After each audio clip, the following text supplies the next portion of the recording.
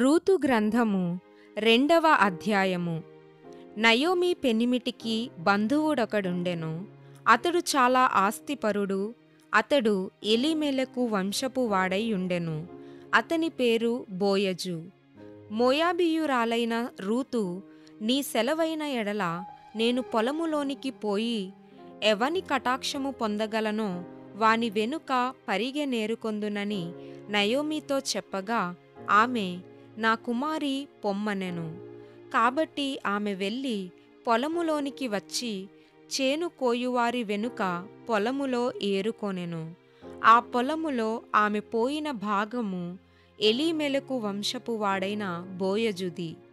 బోయజు బేత్లెహేము నుండి వచ్చి, యెహోవా మీకు తోడయుండునుగాకని చేను కోయువారితో చెప్పగా, వారు, యెహోవా నిన్ను ఆశీర్వదించునుగాక అనిరి. అప్పుడు బోయజు కోయువారి మీద ఉంచబడిన తన పనివానిని చూచి, ఈ చిన్నది ఎవరిదని అడుగగా, కోయువారి మీద ఉంచబడిన ఆ పనివాడు, ఈమె మోయాబు దేశము నుండి నయోమితో కూడా తిరిగి వచ్చిన మోయాబీయురాలైన యవ్వనురాలు. ఆమె, నేను కోయువారి వెనుకకు పనల మధ్యను ఏరుకొని కూర్చుకొనుటకు దయచేసి నాకు సెలవిమ్మని అడిగెను. ఆమె వచ్చి ఉదయము మొదలుకొని ఇది వరకు ఏరుకొనుచుండెను. కొంతసేపు మాత్రము ఆమె ఇంట కూర్చుండెనని వాడు చెప్పెను. అప్పుడు బోయజు రూతుతో, నా కుమారి, నా మాట వినుము. వేరొక పొలములో ఏరుకొనుటకు పోవద్దు. దీనిని విడిచిపోవద్దు. ఇచ్చట నా పని కత్తెల యొద్ద నిలకడగా ఉండుము. వారు కోయు చేను కనిపెట్టి వారిని వెంబడించుము. నిన్ను ముట్టకూడదని యవ్వనస్తులకు ఆజ్ఞాపించియున్నాను. నీకు దాహమగునప్పుడు కుండల యొద్దకు పోయి పనివారు చేదిన నీళ్లు త్రాగుమని చెప్పెను. అందుకు ఆమె సాగిలపడి తల వంచుకొని, ఏమి తెలిసి పరదేశినైన నాయందు లక్ష్యముంచునట్లు నీకు కటాక్షము కలిగెనో అని చెప్పగా, బోయజు, నీ పెనిమిటి మరణమైన తరువాత నీవు నీ అత్తకు చేసినదంతయు నాకు తెలియబడెను. నీవు నీ తల్లిదండ్రులను, నీ జన్మభూమిని విడిచి ఇంతకు ముందు నీవు ఎరుగని జనమునొద్దకు వచ్చితివి. యెహోవా నీవు చేసిన దానికి ప్రతిఫలమిచ్చును. ఇశ్రాయేలీయుల దేవుడైన యెహోవా రెక్కల క్రింద సురక్షితముగా నుండునట్లు నీవు వచ్చితివి. ఆయన నీకు సంపూర్ణమైన బహుమానమిచ్చునని ఆమెకుత్తరమిచ్చెను.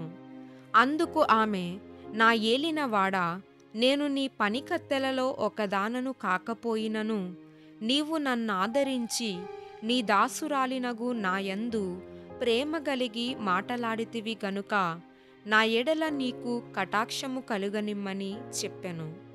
బోయజు, భోజన కాలమున నీవిక్కడికి వచ్చి భోజనము చేసి చిరకలో నీ ముక్క ముంచి తినుమని ఆమెతో చెప్పగా, చేను కోయువారి యొద్ద ఆమె కూర్చుండెను. అతడు ఆమెకు పేలాలు అందియ్యగా ఆమె తిని తృప్తి పొంది కొన్ని మిగిల్చెను. ఆమె ఏరుకొనుటకు లేచినప్పుడు బోయజు, ఆమె పనల మధ్య ఏరుకొనవచ్చును, ఆమెను అవమానపరచకుడి, మరియు ఆమె కొరకు పిడికెళ్ళు పడవేసి ఆమె ఏరుకొనున్నట్లు విడిచిపెట్టుడి. ఆమెను గద్దింపవద్దని తన దాసులకాజ్ఞాపించెను.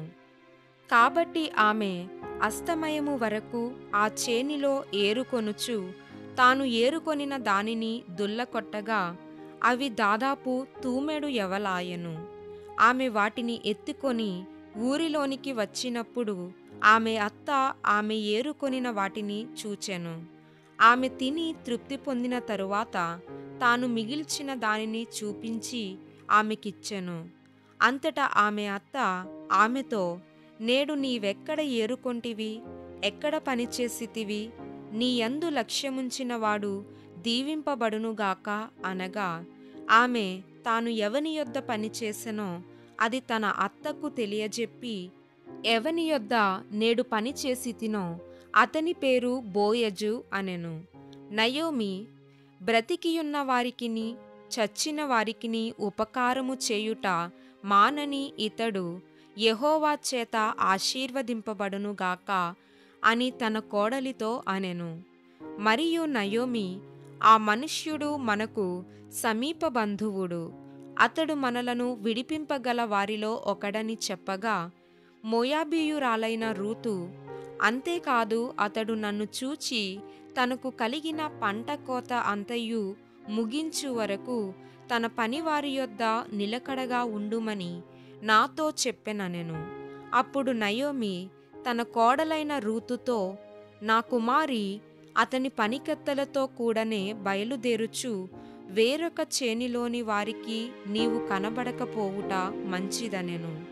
కాబట్టి యవల కోతయు గోధుమల కోతయు ముగియు వరకు ఆమె ఏరుకొనుచు బోయజు పనికత్తెల యొద్ద నిలకడగా నుండి తన అత్త ఇంట నివసించెను.